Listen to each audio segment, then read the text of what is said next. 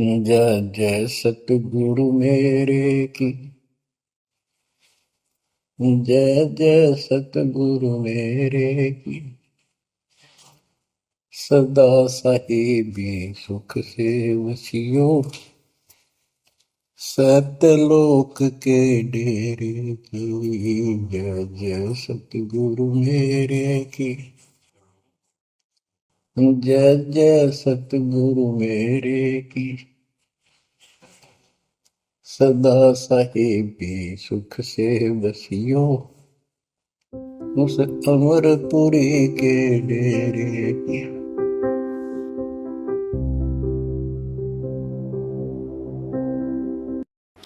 आज वो अनपढ़ अशिक्षितों की वाणी सदग्रंथों से मेल खाती है, और जो विद्वान कहलाते थे, महर्षि कहलाते थे, महर्षि कहलाते थे, तो उनके द्वारा उनका अनुभव सदग्रंथों से बिल्कुल विपरीत है। अब जो प्रसंग हमारा चल रहा है कि ऋग्वेद मंडल नंबर 9 सूक्त नंबर 96 यानी 96 के मंत्र नंबर 16, 17, 18 देखिएगा। अब सबसे पहले हम ये देखेंगे, ये देखना ऋग्वेद मंडल नंबर 9 सूक्त नंबर 96 और मंत्र 16। ये संस्कृत है। सवाधु सब आयुधु, सब आयुध माने आयुध का अर्थ होता है शस्त्र। सब आयुध है। सोतर भी पुयमानो अभर्ष गुह्य चारु नाम अभिवादम सव अवरीव सर्वस्या भी वायु भी गा देव सोम। इसका अर्थ है, हे परमेश्वर आप सब आयुध है, अपने तत्व ज्ञान रूपी शस्त्र युक्त हैं। उस अपने तत्व ज्ञान रूपी शस्त्र द्वारा पुय माने मवाद रूपी अज्ञान को नष्ट करें, जो समाज में मवाद बढ़ गया, यानी सब नष्ट होने जा रहे हैं, नष्ट उसको। फिर सोत्र भी अपने उपासक को अपने गुह्यम गुप्त, चारों माने सुखदाई, श्रेष्ठ, नाम माने नाम व मंत्र का, अभ्यर्स माने ज्ञान कराएं। आपका वास्तविक नाम क्या है और आपका वास्तविक भक्ति विधि क्या है, उसका नाम ज्ञान कराएं। सोमदेव, हे अमर परमात्मा परमेश्वर, आपके तत्व ज्ञान की, लोकोक्ति गान की, कानों को अति प्रिय लगने वाली श्रुति, विश्रुति, प्राण अर्थात जीवदानी, शुद्ध देसी घी जैसी, घोड़े जैसी तीव्रगामी और बलशाली है। अर्थात आपके द्वारा दिया गया तत्व ज्ञान जो कविताओं लोकोक्तियों में है वह मोक्षदायक है। उस अपने यथार्थ ज्ञान व वास्तविक अपने नाम का ज्ञान कराएं। कहने का भाव है, ये दास ने अनुवाद किया है इसका, और नीचे फिर भावार्थ किया है। अब ये दास आपको उन्हीं मंत्रों के अनुवाद करके दिखा रहा है जो आपने पहले इन अन्य आचार्यों द्वारा इनका अनुवाद किया गया था। उन्होंने उसका अनुवाद सही नहीं कर रखा। इस दास ने वो अनुवाद किया, वो दिखाने इसलिए आवश्यक थे कि ताकि आप ये ना समझें कि रामपाल ने अपने आप ही तुक्के मार रखे, क्योंकि ये संस्कृत नहीं जानता। पुण्यात्माओं, तत्व ज्ञान जो परमात्मा अंतःकरण में खोल देता है, उसमें सभी भाषाओं का ज्ञान बहुत आसानी से हो जाता है। अनुवाद इन्होंने कर रखे हैं, अनुवाद कुछ एकाध अर्थ का इन्होंने गलत अर्थ करने की चेष्टा की है, वो हमारे पास शब्दकोश है, उसे हम देख लेते हैं, हम अक्सर ज्ञान युक्त हैं। तो इस करके इस दास ने इस तत्व ज्ञान की रोशनी में इन सदग्रंथों के अर्थ भी यथार्थ कर दिए। श्रीमद् भगवत गीता जी का अनुवाद किया है, उसका नाम रखा गहरी नज़र गीता में। उस अनुवाद को आप देखकर तुलना कर सकते हैं कि जो संस्कृत के ज्ञाता थे वो कितने विद्वान थे, कितना समझे थे, और इस दास ने संस्कृत भी ना आती और अनुवाद कर दिया। और देखो करके जब उसमें गलती हो तो निकालो त्रुटि कोई। अब इसी को भगवान की कृपा बोलते हैं, अजूबा बोलते हैं, जो अनहोनी कर दे। संस्कृत नहीं आती, इस दास पर अनुवाद करा दिए।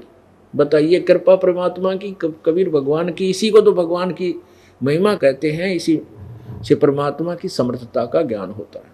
अब देखो, 16वें मंत्र में के कहा है, मंडल नंबर 9 सूक्त नंबर 96 के मंत्र 16 में कहा कि भगवान आप अपना वास्तविक नाम बताओ, का ज्ञान कराइए, आपका वास्तविक नाम क्या है। और जो आप तो अपने तत्व ज्ञान रूपी शस्त्र युक्त है, और उस तत्व ज्ञान रूपी शस्त्र से इस समाज में अज्ञान रूपी मवाद जो भर गया, यो नष्ट कर रहा है समाज को, उस मवाद को निकाले, खत्म करें और तत्व ज्ञान रूपी अपना वो ज्ञान प्रचार कीजिए।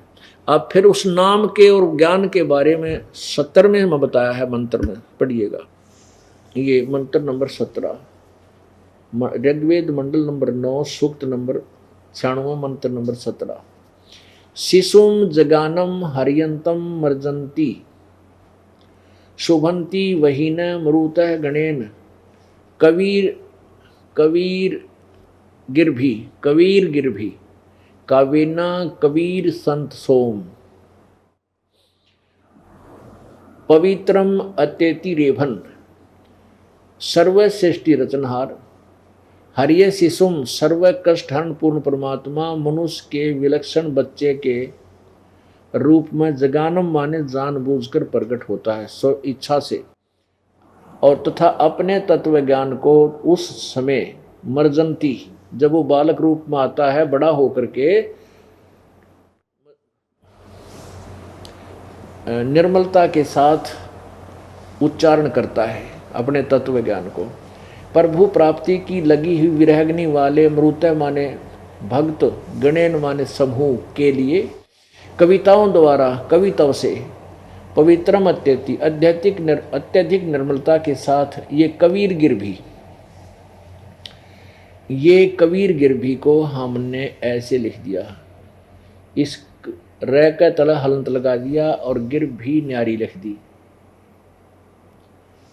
ये कबीर गिरभी और यहाँ लिख दिया इसका अर्थ कबीर वाणी। अब गिरभी माने ये खुद लिखते वाणी और कबीर माने कबीर, हम इसको कबीर वाणी न्यू बोलन लग गए ऐसे कबीर वाणी द्वारा। रेभन माने ऊंचे स्वर से संबोधन करके बोलता हुआ वर्णन करता है। कबीर संत सोम, वह अमर पुरुष अर्थात सत्य पुरुष ही संत और अर्थात ऋषि रूप में स्वयं कबीर देव ही होता है, परंतु उस परमात्मा को न पहचान कर कवि कहने लग जाते हैं, परंतु वह पूर्ण परमात्मा ही होता है। उसका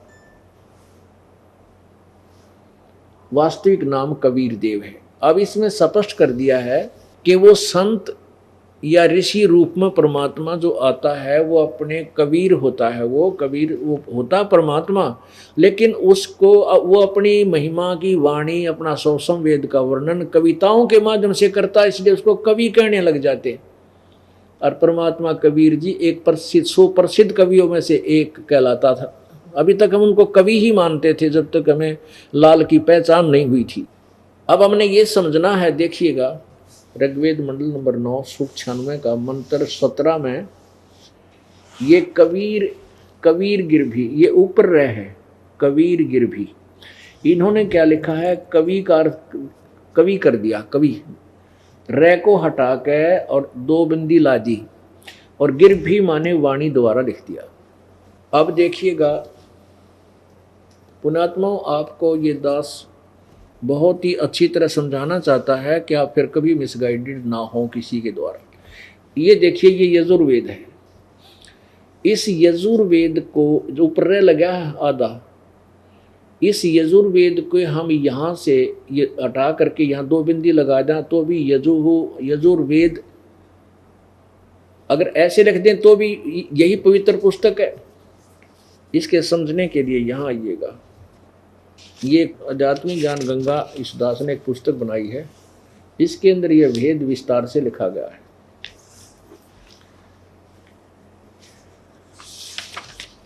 ये देखिएगा,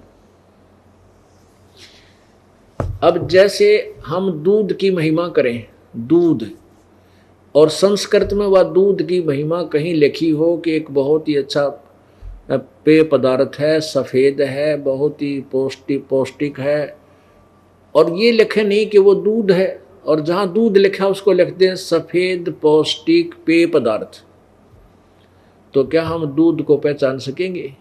दूध को दूध लिखना पड़ेगा कि ये दूध की महिमा गाई गई है।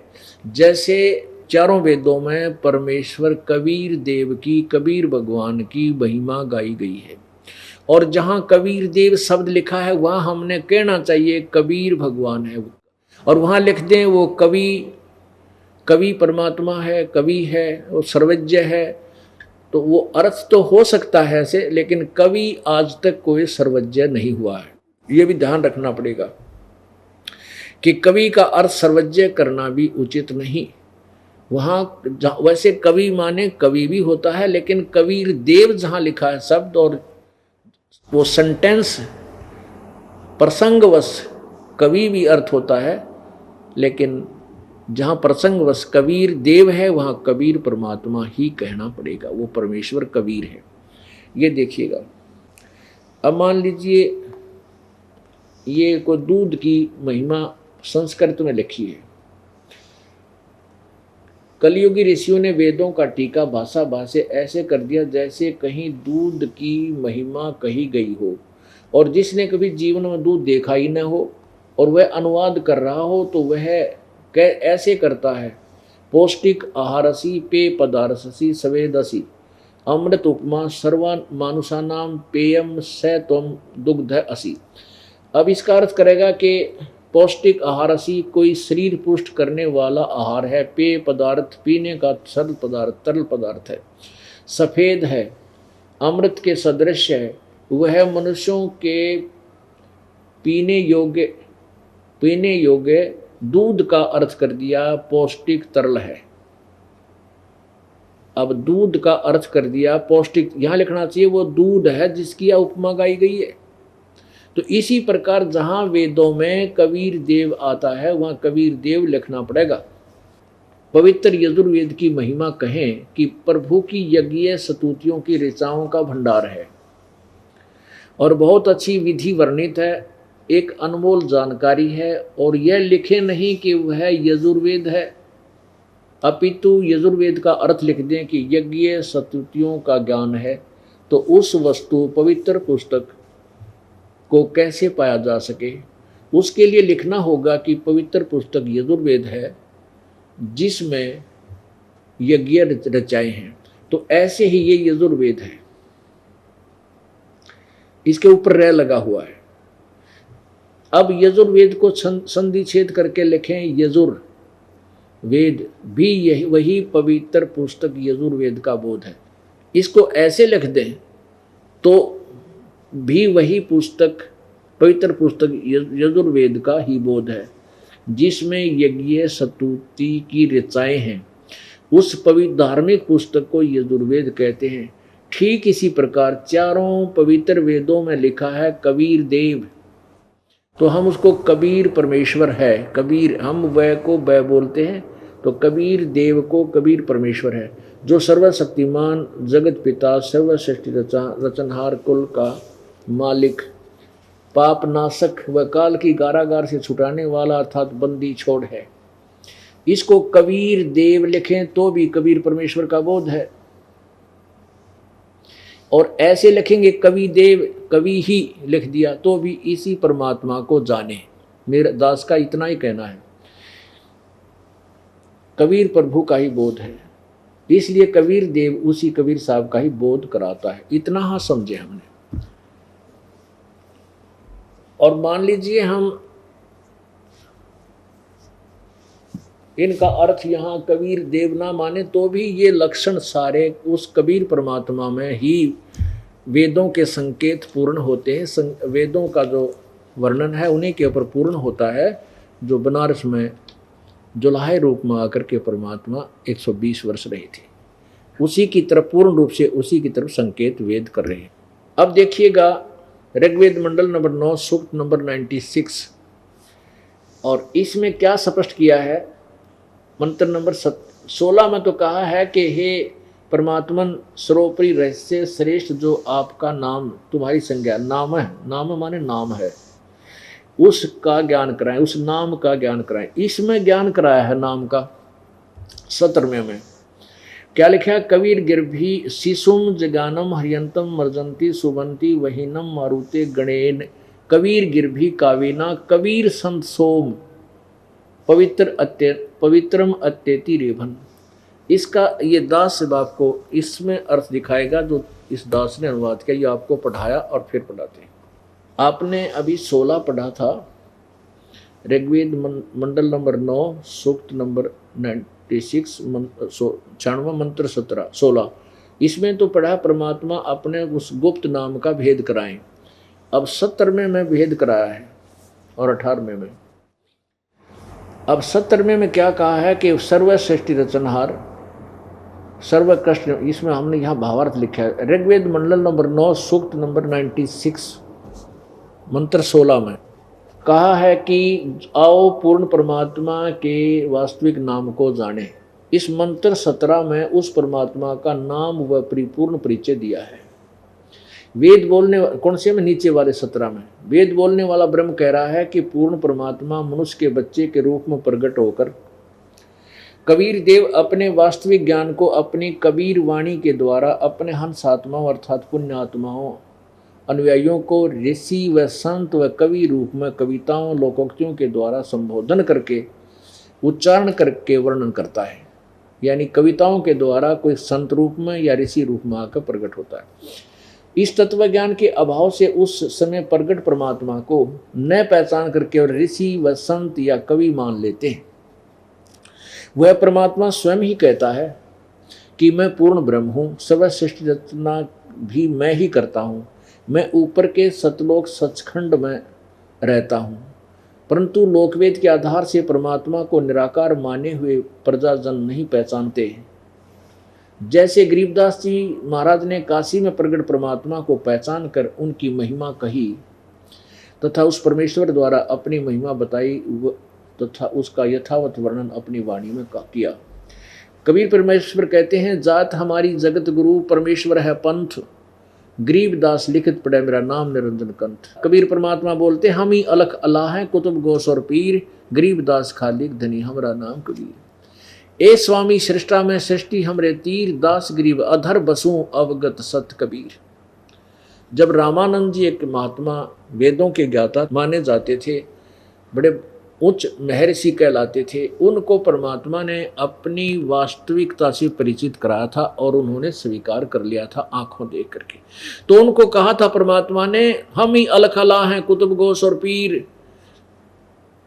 गरीबदास जी बता रहे हैं, कबीर साहब ने ऐसे कहा कि गरीबदास खालिक धनी पूरी सृष्टि का मालिक और मेरा नाम कबीर। ए स्वामी सृष्टा में कबीर साहब कहते हैं रामानंद जी को, स्वामी महर्षि रामानंद जी को, ए स्वामी, क्योंकि उनको गुरु धारण कर लिया था भगवान ने इस परंपरा को बनाए रखने के लिए, इसलिए स्वामी बोल रहे हैं। ए स्वामी सृष्टा में, सृष्टा माने सारी सृष्टि का रचने वाला, और ये सृष्टि मेरे तीर माने मेरे आधार है। और कहता है दास गरीब अधर बसूं, ऊपर रहता हूं मैं सतलोक में ऊपर, अवगत सत कबीर। अब यही वेद प्रमाण करेंगे, देखिएगा। अब 18वें में वो मंत्र में स्पष्ट किया है, ऋग्वेद मंडल नंबर 9 सूक्त नंबर 96 96 मंत्र 18 में ऋषि मना ये ऋषिकृत सवर्षा सहस्रणीथ माने हजारों वाणी, पदवी कवि नाम तृतीयम धाम महिष शिषा संत सोम, विराजम अनुराजती सतुप। वेद बोलने वाला ब्रह्म कह रहा है कि जो पूर्ण परमात्मा विलक्षण बच्चे के रूप में आकर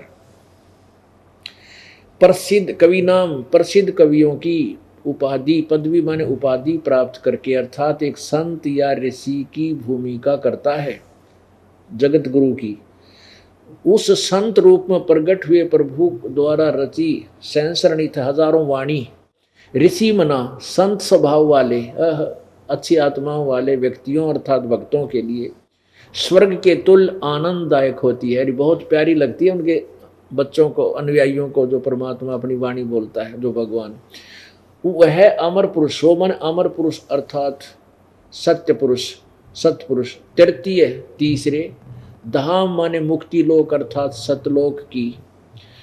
महिषा माने सुदृढ़ पृथ्वी को, शिष्या माने स्थापित करके यानी सतलोक की रचना करके, अनु माने पश्चात, संत या मानव सदृश रूप में, शतुप गुम्मद अर्थात गुम्बज में ऊंचे टीले जैसे सिंहासन पर विराजमानु राजती। उस सतुल उज्ज्वल सतुल आकार में मानव सदृश तेजो में शरीर में विराजमान है। 17 मंत्र 17 में कहा कि कबीर देव, भावार्थ है इस 18वें का। मंत्र 17 में कहा कि कबीर देव शिशु रूप धारण कर लेता है, लीला करता हुआ बड़ा होता है, कविताओं द्वारा तत्व ज्ञान वर्णन करने के कारण कवि की उपाधि प्राप्त करता है, अर्थात उसे ऋषि संत व कवि कहने लग जाते हैं। वास्तव में वह पूर्ण परमात्मा कबीर ही है। उसके द्वारा रची अमृतवाणी कबीर वाणी कही जाती है, जो भक्तों के लिए स्वर्ग के तुल्य सुखदायी होती है। वही परमात्मा तीसरे मुक्तिधाम अर्थात सतलोक की स्थापना करके तेजो में मानव सदृश शरीर में आकार में गुम्बद में सिंहासन पर विराजमान है। अब 20 में देखो, अब इन्हीं के द्वारा दिखाते हैं आपको, क्योंकि इस दास के द्वारा अनुवाद को तो बहुत देर में स्वीकार्य होगा। जो पहले इन नकलियों की बात ने जैसा भी इन्होंने बनाया है वो भी सही ढंग से आप समझोगे। अब 20 में देखो, ऋग्वेद मंडल नंबर 9 सूक्त 96 का मंत्र 20 में, वह परमात्मा है जिस प्रकार एक संघ को उसका सेनापति प्राप्त होता, इस प्रकार ब्रह्मांड रूपी कोश को प्राप्त होकर उच्च स्वर से गरजता हुआ इस ब्रह्मांड रूपी विस्तृत प्रतिखंड में, प्रकृति खंड में भली भांति प्रविष्ट होता है। वो परमात्मा सतलोक से चलकर आता है, इसका सीधा सा अर्थ है। और जैसे मरिय माने मनुष्य, जैसे मनुष्य सोबर शरीर को धारण करता हुआ, इसका अर्थ है परमात्मा अन्य हल्के तेज पुंज का शरीर धारण करता हुआ अत्यंत गतिशील पदार्थ के समान, यानी पहुंचूंगा क्षण एक में जन अपने के हेत, यानी बहुत तीव्रगामी होकर के प्राप्ति के लिए, यानी उन भक्तों को मिलने के लिए गतिशील होता हुआ धनों के कटिबद्ध होता है। धनानाम का अर्थ होता है धनों के कटिबद्ध होता है। इस प्रकार प्रकृति रूपी ऐश्वर्य को धारण करने के लिए परमात्मा सदैव दूत है। ये तीनों उन्होंने अपने अर्थ लिखाए। हमने ये देखना कि वो परमात्मा जो ऊपर 18 में वर्णन किया है, 20 में बताया है, 19 में तुरियम धाम लिखा, चौथा धाम, यानी उस अनामी लोक का भी वर्णन है इनमें, ये अलग से बताएंगे। अब उन 18वें का 20 में स्पष्ट होता है कि वह परमात्मा जिस प्रकार एक संघ को उसका सेनापति प्राप्त होता, इसी प्रकार ब्रह्मांड रूपी कोश में प्राप्त होकर उच्च स्वर से गरजता हुआ इस ब्रह्मांड रूपी विस्तृत प्रतिखंड में बड़ी भांति प्रविष्ट होता है। अब कहते हैं वो परमात्मा जब आता है तो एक बहुत बड़े समुदाय को तत्व ज्ञान दे करके अपना अनुयायी बनाता है, और उनमें वो सदगुरु यानी गुरु रूप में ऐसे विराजमान होता है जैसे सेनापति बहुत बड़े संघ का सेनापति होता है, यानी अपने बहुत बड़े यानी जन समूह का वो मार्गदर्शक होकर के गुरु पद पर विराजमान होता है। कबीर परमेश्वर आज से 600 वर्ष पहले जब आए थे, 120 वर्ष तक यहाँ इस मृत मंडल में रहे थे, तो उनके 64 लाख शिष्य हुए थे उस टाइम। 64 लाख, विचार करो पुण्यात्माओं। उसमें ना कोई मीडिया था, ना कोई लाउड स्पीकर का साधन था। उस परमात्मा ने वो कैसे 64 लाख शिष्य बनाए, वो कितने समर्थ थे। एक दिन में 100 जगह प्रकट होकर के परमात्मा ने अपनी प्यारी आत्माओं को खोजा, ढूंढा, अपना तत्व ज्ञान बताया और उनके दुख निवारण किए। 64 लाख शिष्य 600 वर्ष पहले हो जाना कोई बालकों का खेल नहीं। आज 64 करोड़ हो जा तो भी थोड़े रह जाएं, क्योंकि उसमें सारी आबादी पूरी हिंदुस्तान की 4 करोड़ होगी मुश्किल तक, और अब अरबों पर पहुंच चुकी है। और उसमें 64 लाख परमात्मा के शिष्य हो जाना, तो यही वेद प्रमाण करते हैं कि वो परमात्मा मनुष्य जैसा, जैसे मनुष्य शरीर धारण कर लेता है, मनुष्य जैसा शरीर धारण करके आता है। मनुष्य जैसा ही शरीर धारण किया करके वो परमात्मा यानी अन्य हल्के तेज पुंज का, जैसे गरीबदास साहब कहते हैं, तेज पुंज तन दे धर कर इस विध हमको भेंट ही। तेज पुंज का हल्का शरीर बनाकर अन्य दे धर के वो परमात्मा हमको यहाँ आकर मिलते हैं। वो कबीर परमेश्वर हैं। बोलो सतगुरुदेव। परम पिता परमात्मा पूर्ण ब्रह्म सर्व सृष्टि रचनहार कुल मालिक कबीर देव कबीर भगवान, ये हमारे परम पिता है, सभी आत्माओं के कुल मालिक हैं। हम इनकी आत्मा है, चाहे आज कोई चींटी बना है, हाथी बना है, चाहे कोई जंगली जानवर है, पशु पक्षी बना है, चाहे मानव है, देव है, महादेव है, ब्रह्मा विष्णु महेश हैं, ये सभी आत्माएं उस परमेश्वर की हैं। जितने भी ये देवी और देवताएं हैं, ये सभी उसी परमेश्वर के कबीर देव की आत्मा है। और यहाँ 21 ब्रह्मांड ज्योत स्वरूपी निरंजन अर्थात क्षर पुरुष, इसको क्षर पुरुष भी बोलते हैं, क्षर पुरुष। वैसे हम अपनी लोकल लैंग्वेज में क्षर पुरुष कहते हैं, क्षर। वैसे क्षर पुरुष यानी नासवान प्रभु, क्षर ब्रह्म। ब्रह्म का अर्थ होता है परमात्मा, प्रभु, स्वामी। तो क्षर ब्रह्म ये ज्योति निरंजन है, काल है जो 21 ब्रह्मांड का मालिक है, जो ब्रह्मा विष्णु महेश जी का पूज्य पिताजी है। और अक्षर ब्रह्म है, ये परब्रह्म है जो सात संग ब्रह्मांड का स्वामी है। और परम अक्षर ब्रह्म है, ये पूर्ण ब्रह्म है, सत्य पुरुष है, कबीर देव है, कबीर प्रभु। ये कबीर परमात्मा है, असंख्य ब्रह्मांड का मालिक, इंक्लूडिंग ब्रह्म, क्षर ब्रह्म के और अक्षर ब्रह्म के लोकों सहित वो सब के ऊपर कुल मालिक है। परमेश्वर ने आकर के हमें क्या बताया था?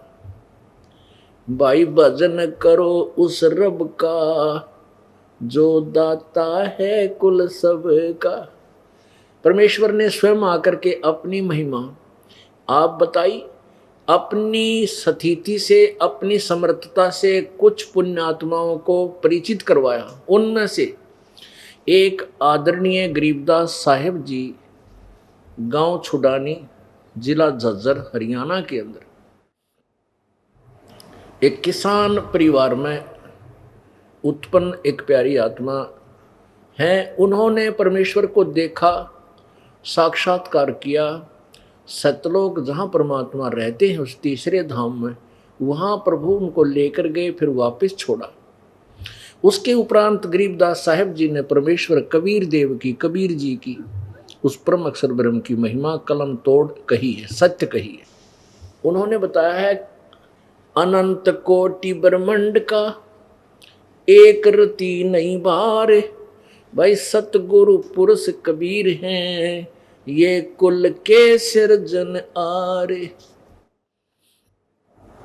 अनंत कोटि ब्रह्मांड का उस मालिक के नहीं एक रति भी वजन, यानी इतनी समर्थ शक्ति है वो, क्योंकि उस परमात्मा ने अपनी सबद शक्ति से सभी को आदेश दे रखा है। उसी तरह ये घूम रही है। परमात्मा फरी है। परमात्मा ने विधान बनाकर छोड़ दिया है, प्रत्येक पदार्थ का गुण बना दिया है। उस गुण के आधार से वो प्रत्येक पदार्थ, प्रत्येक प्राणी, उसका जो सिस्टम परमात्मा नियम बना रखा है उसके आधार से चल रहे हैं। सभी ब्रह्मांडों को आदेश दे रखा है, वो उसी प्रकार और उसी समय तक, निर्धारित समय तक अपने आप चलते रहेंगे। ये ईश्वर आदेश है, क्योंकि शब्द में बहुत जबरदस्त शक्ति होती है और परमात्मा फरी है। अनंत कोटि ब्रह्मांड का, अनंत करोड़ ब्रह्मांड का एक रति यानी 1 ग्राम नहीं भार। और सतगुरु पुरुष कबीर हैं, भाई कुल के सृजनहार। सतगुरु का अर्थ होता तत्वदर्शी संत, और पुरुष माने परमात्मा। वो परमात्मा भी वही हैं और वास्तव में तत्वदर्शी संत भी वही हैं। और वो कौन है? वो कबीर परमात्मा है, कुल के मालिक, कुल के सृजनहार, सबकी रचना करने वाले। अब गीता जी अध्याय नंबर 18 के श्लोक नंबर 62 में कहा है कि अर्जुन तू सर्वभाव से उस परमेश्वर की शरण में जा, उसकी कृपा से तू परम शांति और शाश्वत स्थान को प्राप्त होगा।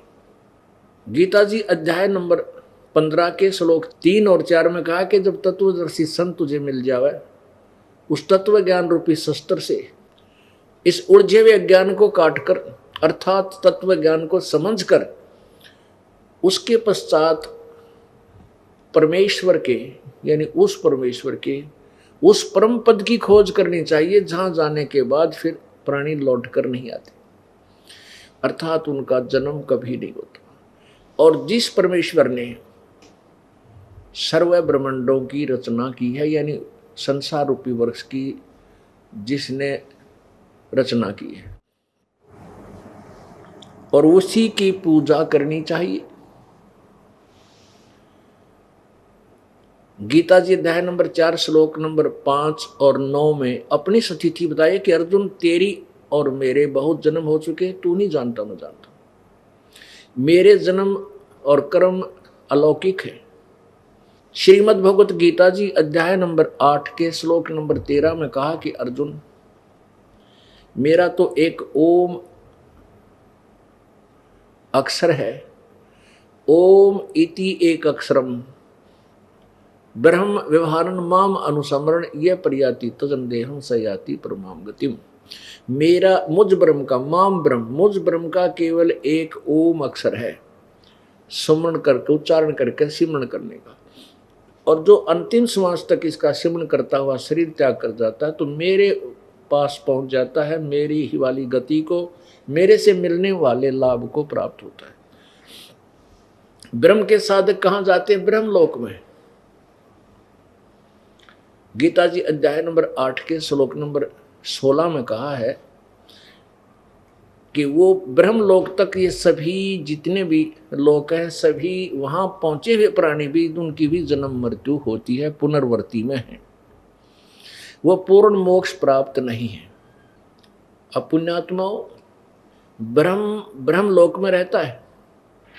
देवी पुराण प्रश्न नंबर 562 और 63 पर श्रीमद देवी पुराण यानी श्री देवी पुराण में दुर्गा खुद कह रही है कि उस ब्रह्म की पूजा करो, उसी को टारगेट बनाओ, उसके अतिरिक्त सबकी इच्छा त्याग दो, उसका ओम नाम है, वो ब्रह्मलोक में रहता है।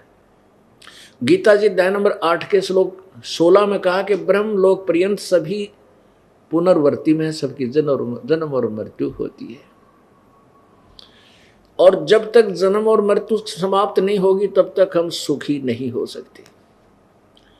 पुण्यात्माओं, पवित्र चारों वेद, पवित्र श्रीमद् भगवत गीता जी, पवित्र 18 पुराण, पवित्र महाभारत आदि, ये पवित्र हिंदू समाज के ये सदग्रंथ माने जाते हैं। वैसे तो ये सदग्रंथ किसी किसी समुदाय विशेष के लिए नहीं थे, क्योंकि पवित्र हिंदू धर्म का जो उत्थान है ये लगभग 2600 वर्ष पहले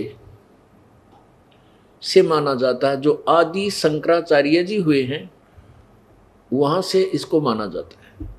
और वैसे सतयुग त्रेता द्वापर में कहीं भी कोई धर्म नहीं था। सतयुग त्रेता द्वापर तक कोई मजहब अन्य नहीं था। द्वापर युग के लास्ट में श्री वेद व्यास जी ने इन सभी ग्रंथों की, सदग्रंथों की को लिपिबद्ध किया है। चारों वेदों को, श्रीमद् भगवत गीता जी को, 18 पुराणों को, महाभारत को।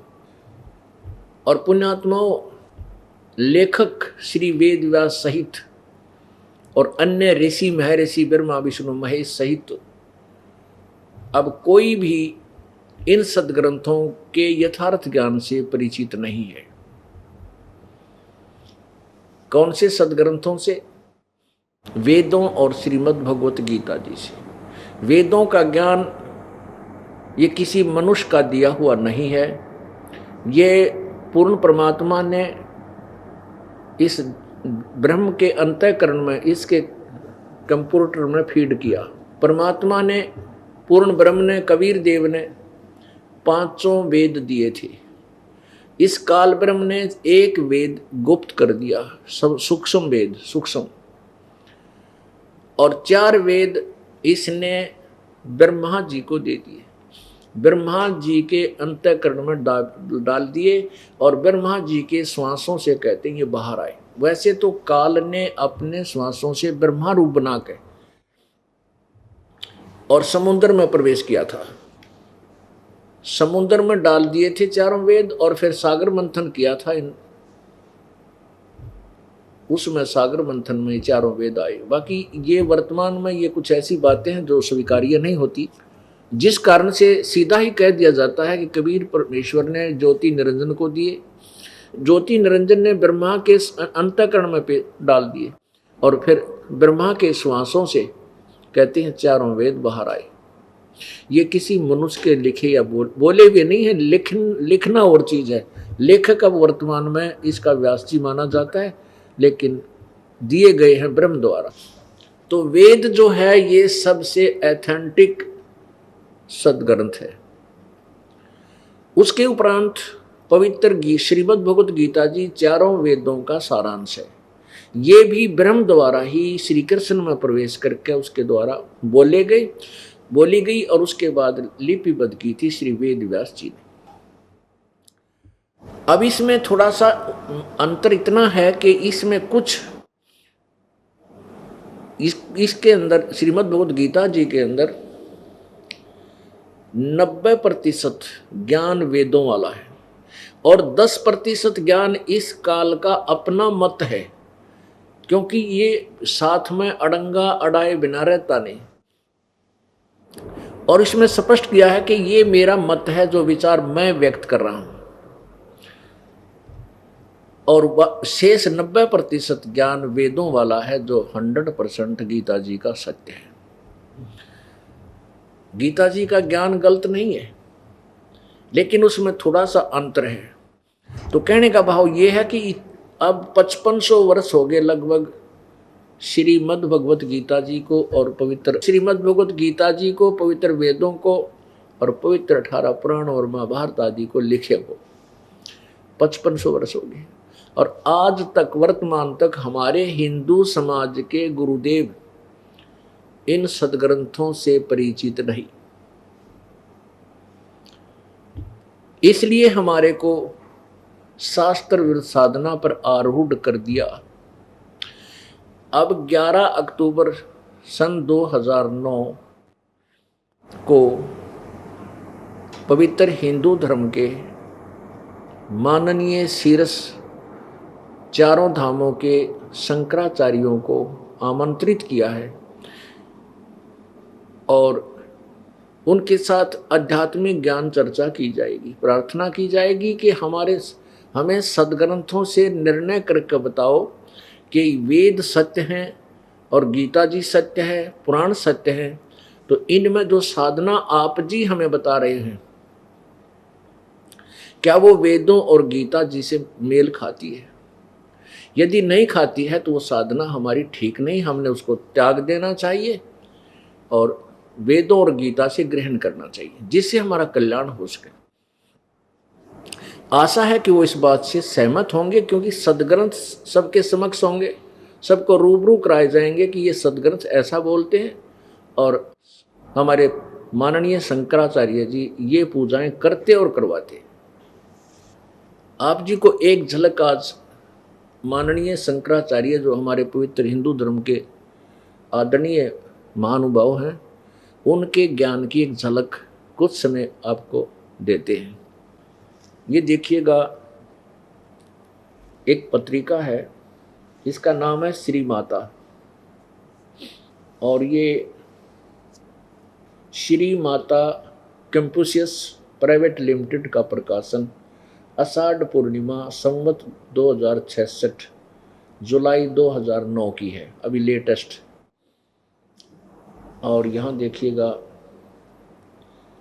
अब ये पूरा देखिएगा, इसका जो है ना टाइटल पेज, इसमें ये हैं हमारे, ये सभी देव श्री ब्रह्मा जी, श्री विष्णु जी और श्री शंकर जी, ये हमारे माननीय हिंदू समाज के आदरणीय आचार्य जियों के ये भगवान हैं, इनकी पूजाएं ये करते हैं। और ये ऋषि हैं, इनके मानने हैं जैसे श्री व्यास, वेद व्यास जी, ये है श्री ब्रह्मा जी, ये है श्री नारायण अर्थात विष्णु जी, नारायण अर्थात विष्णु जी, और ये है भगवान सदाशिव शंकर जी, और ये हैं भगवान वेदव्यास जी, ये हैं ब्रह्म ऋषि वशिष्ठ जी, ये है श्री पाराशर जी, ये श्री गौड़ पदाचार्य जी, श्री गोविंद भगवत पदाचार्य जी, श्री शक्तिदेव जी हैं श्री पाराशर जी के पिता, और वशिष्ठ जी के पुत्र, और ये हैं श्री आदि शंकराचार्य जी, ये हैं सुखदेव जी, और ये हैं हमारे चारों मठों के वर्तमान इंचार्ज मठाधीश्वर, ये हैं स्वामी स्वरूपानंद जी महाराज। इनके पास 2 मठ हैं, एक तो ज्योतिष पीठाधीश्वर और द्वारका शारदा पीठाधीश्वर, इनके पास 2 के चार्ज हैं श्री स्वरूपानंद जी। और ये हैं स्वामी श्री निश्चलानंद सरस्वती जी, ये पुरी गोवर्धन पीठाधीश्वर, और ये हैं स्वामी श्री भारत तीर्थ जी श्रृंगेरी पीठाधीश्वर। नारायण सभारंभ शंकराचार्य मध्यमा, ये इनकी संस्कृत में कोई इनका मान्य श्लोक है। अब देखिएगा, ये श्री स्वरूपानंद जी महाराज की तरफ से, ये देखिएगा इसके 2 पृष्ठ पे क्या लिखा है। अतः आदि शंकराचार्य जी अपने चरपट पंजरिका स्तोत्र में कहते हैं कि संसार स्वार्थी है, इसलिए गोविंद का भजन करना चाहिए आदि। आवरण परिचय, यानी जो आवरण के ऊपर जो ये दिए गए हैं, इनका परिचय दिया है। ये गुरु परंपरा है आचार्य शंकराचार्यों की। आवरण परिचय, गुरु परंपरा नारायण से आरंभ होती है। अब ये यहां से प्रारंभ करते हैं नारायण से, श्री विष्णु जी से, नारायण से प्रारंभ होती है। गुरु परंपरा नारायण से प्रारंभ होती है और हमारे गुरु पर आकर समाप्त होती है। इसी से संबंधित यह श्लोक है। यह आवरण पर दिया गया चित्र नारायण से लेकर जितने भी प्रमुख गुरु हैं उन्हीं के हैं। आदि शंकराचार्य जी सांकर परंपरा के आदि गुरु माने जाते हैं। सभी को ज्ञात है कि उन्होंने देश की 4 सीमाओं पर चारों वेदों को आधार बनाकर 4 शंकर पीठों की स्थापना की, जिस पर वर्तमान में 3 जगत गुरु शंकराचार्य विराजमान है। आवरण पर क्रम से ज्योतिष पीठ एवं द्वारका शारदा पीठ के जगत गुरु, पूरी गोवर्धन के जगत गुरु और एवं श्रृंगेरी पीठ के जगत गुरु चित्र अंकित है। ये जो अभी आपने देखे इन तीनों के, ये यहाँ से प्रारंभ होते हैं नारायण जी से, और बाकी ये सारे इन गुरुओं में लास्ट में श्री शंकराचार्य जी, ये शंकर परंपरा के प्रवर्तक माने जाते हैं। उसके बाद वर्तमान में ये महात्मा जी हैं।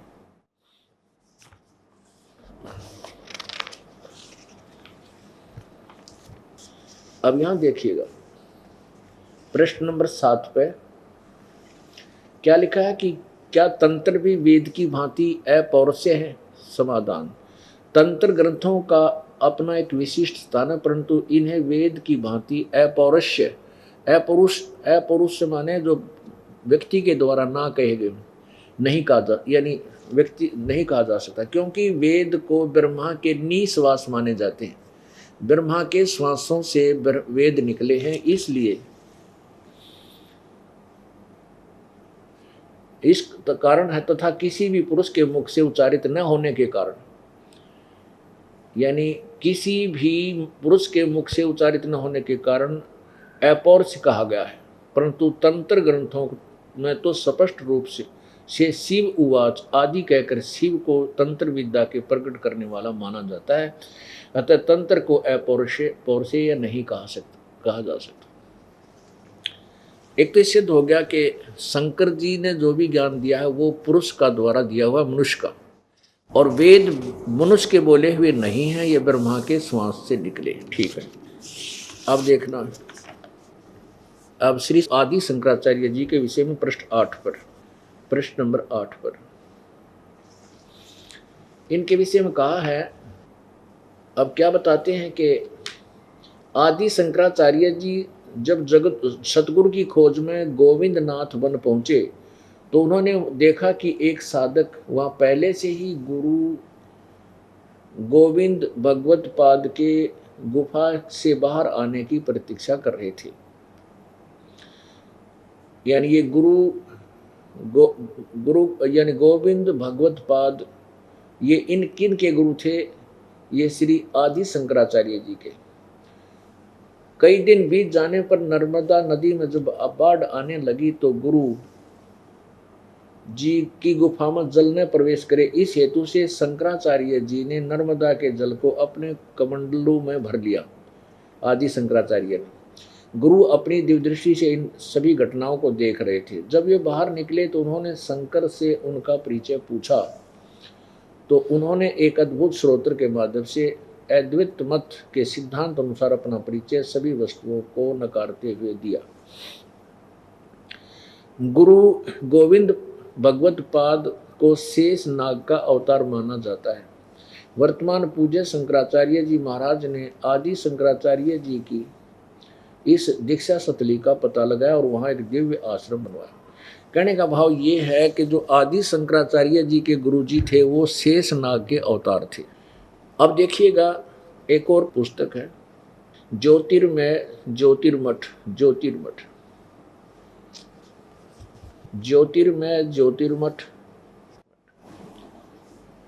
अनंत श्री विभूषित ज्योतिष पीठाधीश्वर एवं द्वारका पीठाधीश्वर जगत गुरु शंकराचार्य स्वामी श्री स्वरूपानंद जी महाराज संपादक हैं, ये संरक्षक हैं। संपादक लेखक विष्णुदत्त शर्मा, अध्यक्ष आध्यात्मिक उत्थान मंडल दिल्ली से, और ये यहाँ से मुद्रक है, ये फाइन प्रिंट एंड फैक्स। प्रकाशक है अखिल भारतीय आध्यात्मिक उत्थान मंडल, गली नंबर 2 रामनगर विस्तारी, मंडोली रोड, सादरा, दिल्ली। अच्छा, इसके 2 नंबर पृष्ठ पर देखिएगा, पूज्य श्री का संदेश। अनंत श्री विभूषित श्री मजद गुरु शंकराचार्य ज्योतिष पीठाधीश्वर श्री स्वामी स्वरूपानंद सरस्वती जी महाराज, श्री स्वरूपानंद जी महाराज शंकराचार्य जी, ये समझो कि आधे हिंदुस्तान के गुरु हैं। 2 पीठों के यानी ज्योतिष पीठ के और द्वारका शारदा पीठ के ये अधीश्वर हैं, पीठाधीश्वर हैं, मालिक हैं। अब इनके विचार सुनो, ये क्या अपना एक एफिडेविट टाइप अपना बयान लिख रहे हैं। देखिएगा पहले ये सारा, इन्होंने एक अपने लेटर हेड बोलते हैं ना, लेटर पैड, उस पर लिखा हुआ ये सारा, और नीचे इनके दस्तक हैं स्वरूपानंद सरस्वती। इन्होंने क्या विचार व्यक्त किए हैं? हमारे शंकर अद्वैत दर्शन के अनुसार भूत भौतिक प्रसन्न के मूल में प्रकाश और विमर्श 2 पदार्थ है जो मणि और उसकी प्रभा के समान परस्पर अभिन्न है। प्रकाश शिव और विमर्श उसकी शक्ति है। पार्वती परमेश्वर या त्रिपुर त्रिपुरी सुंदर, यानी त्रिपुर सुंदरी या त्रिपुर सुंदर, यानी भगवान शिव और विमर्श उसकी शक्ति यानी पार्वती। अब देखिएगा, ये श्री स्वरूपानंद जी पार्वती जी की मूर्ति के सामने विराजमान है। ये है भगवती श्री राजेश्वरी त्रिपुर सुंदरी देवी। अर्थात आपने पढ़ लिया कि ये पार्वती इनकी देवी है, ये इनकी पूजा करते हैं। अब देखिएगा एक और पुस्तक, ये है मठ आमनाय महाअनुशासनम, कामेश्वर नाथ मिश्र द्वारा लिखी गई है। श्री काशी विद्वत परिषद न्यास ग्रंथमालाया प्रथम पुष्पम आदि श्री शंकराचार्य विरचितम, आदि शंकराचार्य द्वारा लिखी गई है। ये मठामने महानुशासनम, संपादक तथा भाषांतरकर्ता डॉक्टर कामेश्वर नाथ मिश्र, आचार्य अध्यक्ष संस्कृत विभाग, अध्यक्ष शब्द विद्या सांख्याय, केंद्र उच्च तिब्बती शिक्षा संस्थान सारनाथ वाराणसी, काशी, ये ऊपर लिखा है केदार घाट वाराणसी से। और ये कहाँ से मुद्रित है? Shri Mata Confucius private limited, बागहाड़ा, Kedar घाट वाराणसी, दूरभाष इतना। इसके हम 33 पृष्ठ से चलते हैं, पृष्ठ नंबर 33 पर। यहाँ से देखिए, अब शारदा मठ आमनाय आदि शंकराचार्य द्वारा स्थापित पहला आमनाय पश्चिम दिशा में है, जिसको शारदा मठ कहा जाता है। अच्छा, इसमें क्या है? इस क्षेत्र का नाम द्वारका है, देवता इसके सिद्धेश्वर हैं, देवी भद्रकाली है। आगे देखो, और इस शारदा मठ के यानी यहाँ रहने वाला जो महापुरुष है शंकराचार्य जी है, उसका सामवेद है, उसके वो केवल सामवेद का ही पठन पाठन करता है। इनका महावाक्य क्या है? महावाक्य है तत्वमसि, तत्वमसि। और ये कहाँ से लिया गया महावाक्य?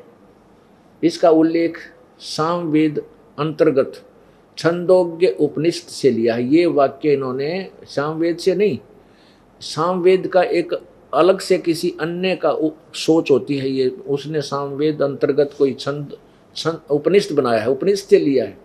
उसके 6 अध्याय का 8वां श्लोक में ये तत्वमसि शब्द है। अच्छा, आगे देखो, जो तत्वमसि इन 3 पदात्मक महावाक्य रूपी त्रिवेणी संगम में तीर्थ की भावना से स्नान करता है, अर्थात तत्वम पदों का शोधन करके महावाक्य के लक्ष्य अर्थ से चिंतन में लीन रहता, उसे तीर्थ नाम से कहा जाता है। यानी इसका क्या है कि इस शारदा मठ पर जो पीठाधीश्वर है या उसके जितने शिष्य हैं, अनुयायी हैं, वो उनका देवता सिद्धेश्वर, सिद्धेश्वर कौन है? ये शंकर भगवान। और देवी भद्रकाली या भी दुर्गा का ही रूप माना जाता है। और सामवेद वो पढ़ते हैं। और इनका कौन सा मंत्र है? तत्व, इसका अर्थ है तत्वमसि, तत्वमसि, तत्वमसि। तत्वमसि का अर्थ होता है कि जीव ही परमात्मा है, जीव ही ब्रह्म है। आगे देखो, अब है दूसरे नंबर का है गोवर्धन मठ आमनाय। ये संप्रदाय भोगवार है तथा वन आदि आरण्य पद के पद हैं। इसमें है, इसका भगवान है जगन्नाथ, जो जगन्नाथपुरी है वहाँ ये मठ है। उसका क्या, उनका कौन देवता है? जगन्नाथ जी यानी भगवान विष्णु। ये देखो, इस क्षेत्र का किसका? गोवर्धन मठ का, गोवर्धन इस क्षेत्र का पुरुषोत्तम है। इसका क्षेत्र पुरुषोत्तम है और भगवान जगन्नाथ इसके देवता हैं और देवी विमला है। और इनका महावाक्य है प्रज्ञानम ब्रह्म। ये महावाक्य, ये ऐत्रेय उपनिषद से लिया गया है। ये जो मंत्र लिया है ये वेद का नहीं है, ऐत्रेय उपनिषद से, ऐत्रेय उपनिषद से। इसके 5वें का अध्याय का 3रा श्लोक है। आगे देखिएगा, इस मठ के ब्रह्मचारी के लिए ऋग्वेद का पठन पाठन है, ऋग्वेद पढ़ते हैं। अब तीसरा लेते हैं, ज्योतिष मठ आमनाए। इसमें इसका दूसरा नाम श्री ज्योतिष मठ, इसका दूसरा नाम श्रीमठ भी कहा गया। बद्री का आश्रम इसका क्षेत्र है और भगवान नारायण देवता हैं, देवी पूर्णगिरी है। और यहां देखिएगा इसका महावाक्य क्या है, अयम आत्मा ब्रह्म। मांडुक्य उपनिषद से ये मंत्र लिया गया है, यह आत्मा ब्रह्म है। इसका अर्थ भी यही है, ये आत्मा ब्रह्म है, यानी जीव ही ब्रह्म है। और इसका ये अथर्ववेद को का उपदेश करते हैं और पढ़ते हैं। अब चौथा देखें, श्रृंगेरी मठ आमनाए। 3 उपाधियां हैं इसके यहाँ के रहने वालों की। रामेश्वर नाम क्षेत्र है, भगवान आदि बराह इसके देवता हैं। इस मठ की देवी कामाक्षी है, कामाक्षी है। देव भगवान तो आदि बराह, आदि बराह जो भगवान बराह का रूप धारण करके, सुअर का रूप धारण कर जो उसने लीला की थी, वो विष्णु भगवान देवता हैं। और इस मठ की देवी कामाक्षी है। इनका यजुर्वेद है, यजुर्वेद ये पढ़ते पढ़ाते हैं।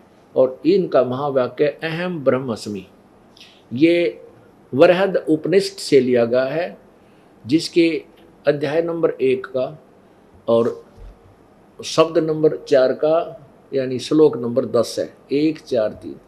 ये बृहद उपनिषद से लिया गया है, वेदों से नहीं है, ये बृहद उपनिषद से। अब 4 महावाक्य हैं इनके, और चारों का क्या अर्थ है इन्हीं महापुरुषों के शब्दों में देखिएगा। ये धर्म रथ है, एक नाम है पुस्तक का, धर्म रथ। ये अनंत श्री विभूषित ज्योतिष पीठाधीश्वर एवं द्वारका पीठाधीश्वर जगत गुरु शंकराचार्य स्वामी स्वरूपानंद सरस्वती जी महाराज के द्वारा इनके उपदेश हैं, वचन हैं।